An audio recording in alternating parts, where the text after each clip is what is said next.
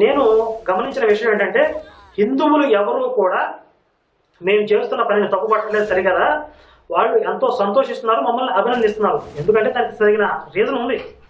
ఇన్ని రోజులు కూడా ఈ క్రైస్తవ ప్రచారకులతో క్రైస్తవులతో పడినటువంటి హింస వాళ్ళు ఎంతో వేదనకి గురి చేసింది. వాళ్ళు పడిన మానసిక వేదన అలాంటిది. ఇప్పుడు వాళ్ళ బంధువుల్లో కానీ వాళ్ళ స్నేహితుల్లో కానీ ఎవరైనా మత మార్పిడి అయిపోతే వాళ్ళకి నరకం. ఇక వీళ్ళింటికి ఎలాంటి చుట్టరికాలు ఉండవు, వీళ్ళింట్లో జరిగే ఎలాంటి శుభకార్యాలకి రాదు. ఈ రోజు వరకు మిత్రులుగా ఉన్నవాళ్ళు రేపటి నుంచి శత్రువులు అయిపోతారు. భార్యాభర్తల మధ్య తగువులు, విడాకులు, తల్లి పిల్లల మధ్య సయోధ్యం ఉండదు.